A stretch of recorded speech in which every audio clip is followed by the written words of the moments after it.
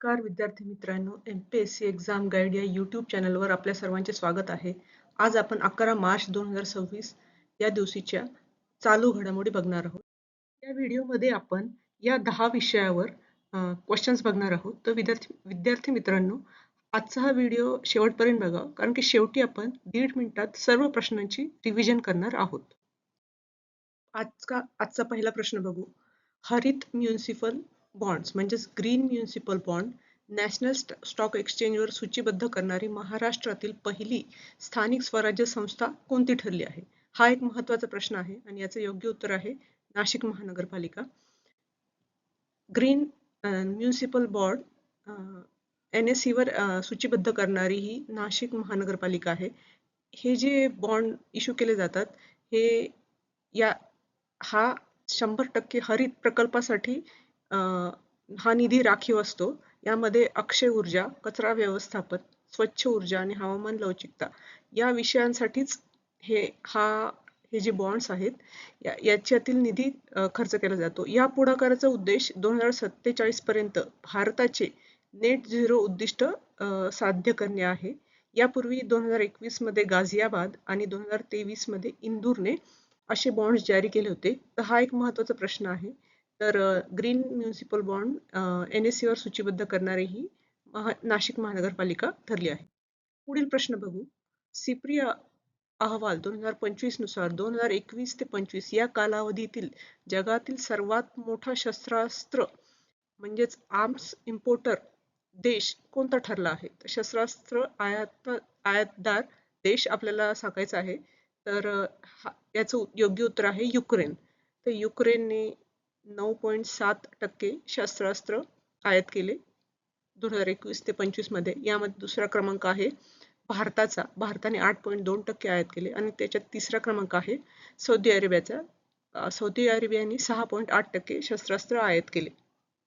तर भारताची आयात रचना भारत 48% रशियाकडून आयात करतो, फ्रान्सकडून 24% आणि इतर देशाकडून 28% शस्त्रास्त्र आयात करतो. तर याचं योग्य उत्तर आहे युक्रेन.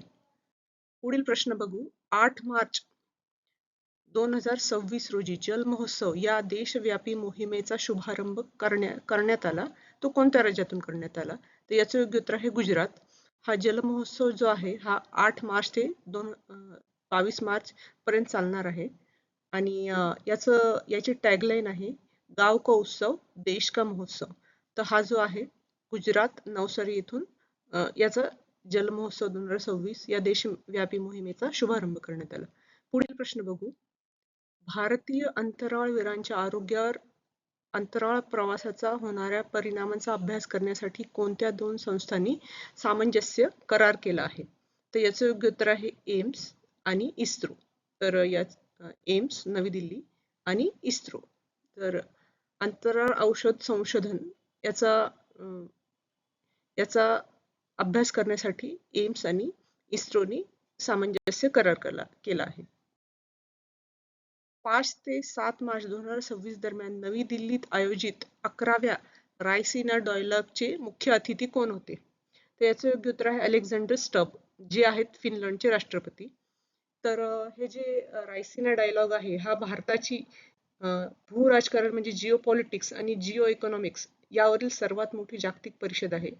या दरम्यान a vision of water governance for Viksit Bharat 2047 हा अहवालही प्रकाशित करण्यात आला. तर हे जे रायसिना डायलॉग आहे याची थीम होती संस्कार, असर्शन, अकॉमोडेशन आणि ॲडव्हान्समेंट. तर याचे योग्य उत्तर आहे अलेक्झांडर स्टब, जे आहेत फिनलंडचे राष्ट्रपती. पुढील प्रश्न बघू. हवा आणि पाण्याखालील ॲम्फिबियस म्हणजेच एकाच वेळी कार्य करू शकणारा भारताचा पहिला पाळत ठेवणारा ड्रोन कोणता आहे? तुम्हाला असा ड्रोन सांगायचा आहे जो हवा आणि पाण्याखाली दोन्ही ठिकाणी पाळत ठेवू शकतो. तर याचं योग्य उत्तर आहे अवतार. अवतार हा दुहेरी कार्यक्षम ड्रोन आहे. म्हणजे हवेत पण तो पाळत ठेवू शकतो आणि पाण्याखाली पण तो पाळत ठेवू शकतो.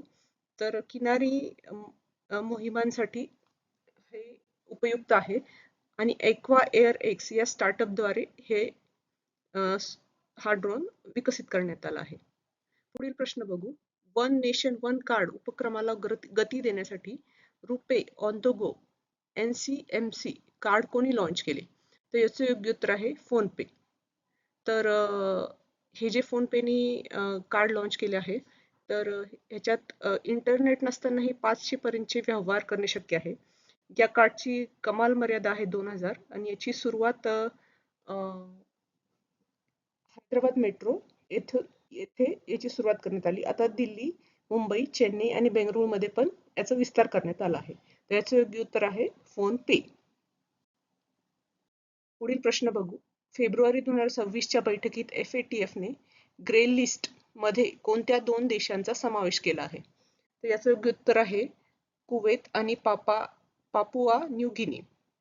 तर ह्या 2 देशांचा समावेश का करण्यात आला? याची कारणे आहेत मनी लॉन्ड्रिंग आणि दहशतवादी वित्तपुरवठा रोखण्यात त्रुटी. या 2 कारणांमुळे या 2 देशांचा समावेश करण्यात आला आहे. मेक्सिकोत झालेल्या 5व्या FATF पूर्ण अधिवेशनात हा निर्णय घेण्यात आला. या 2 देशाच्या समावेशामुळे ग्रे लिस्ट मधील एकूण देशांची संख्या आता 22 झाली आहे. तर पुढील प्रश्न बघू. लामी टीए 2026 हा 11वा संयुक्त लष्करी सराव भारतीय सशस्त्र दल आणि कोणत्या देशादरम्यान आयोजित करण्यात आला? तर याचं योग्य उत्तर आहे सेशेल्स. लामी टीए 2026 हा जो संयुक्त लष्करी सराव आहे, हा 9 मार्च ते 20 मार्च या दरम्यान आयोजित करण्यात आला आणि याचं विशेषता आहे की हा भारताचे तिन्ही दलांचा सहभाग यामध्ये होता. म्हणजे भारतीय आर्मी, भारतीय नेव्ही आणि भारतीय एअरफोर्स. तर याचं योग्य उत्तर आहे सेशेल्स. पुढील प्रश्न बघू. फॉर्म्युला 1 2026च्या हंगामातील पहिली शर्यत ऑस्ट्रेलियन ग्रँड प्रिक्स कोणी जिंकली आहे? तर याचं योग्य उत्तर आहे मर्सिडीजचा जॉर्ज रसेल. तर विद्यार्थी मित्रांनो, आता आपण जे क्वेश्चन पाहिले त्याची रिव्हिजन आता आपण करणार आहोत. तर नाशिक महानगरपालिका ग्रीन म्युनिसिपल बॉन्ड जारी NSE वर सूचीबद्ध करणारी महाराष्ट्रातील पहिली स्थानिक संस्था आहे. हा एक महत्त्वाचा प्रश्न आहे. अवतार हा जो ड्रोन आहे हा उभयचर म्हणजे भारताचा जो ड्रोन आहे हा हवेत आणि पाण्याखाली दोन्ही ठिकाणी पाळत ठेवतो. जलमहोत्सव गुजरातच्या नवसारीतून सुरुवात याची करण्यात आली आणि याची टॅगलाईन आहे गाव का उत्सव देश का महोत्सव. एक्सरसाइज लामी टीए ही एक्सरसाइज भारत आणि सेशेल्स दरम्यान आयोजित करण्यात आली आणि याची विशेषता आहे याच्यात भारताच्या आर्मी, नेव्ही आणि एअरफोर्स या तिन्ही दलांचा समावेश करण्यात आला. एम्स आणि इस्रो यांनी अंतराळ संशोधनासाठी ऐतिहासिक सामंजस्य करार केला. 11वा रायसिना डायलॉग हा जो आयोजित करण्यात आला याचे मुख्य अतिथी होते फिनलंडचे राष्ट्रपती अलेक्झांडर स्टब आणि याची संकल्पना होती या वर्षाची संस्कार. पुढील प्रश्नात आपण बघितलं की FATFच्या ग्रे लिस्टमध्ये कुवेत आणि पापुआ न्यू गिनीचा समावेश करण्यात आला आणि आंतरराष्ट्रीय महिला न्यायाधीश दिन हा 10 मार्च रोजी साजरा करण्यात येतो आणि याची थीम होती वुमन जजेस on the bench and beyond. तर हे या प्रश्नांची रिव्हिजन आपण पाहिली. तर विद्यार्थी मित्रांनो, तुम्हाला जर हा व्हिडिओ आवडला असेल तर व्हिडिओला नक्की लाईक करा, शेअर करा आणि तुमच्या मित्रांबरोबर MPSC एक्झाम गाईड हे चॅनलची माहिती पोहोचवा आणि या चॅनलला सबस्क्राईब करा. धन्यवाद.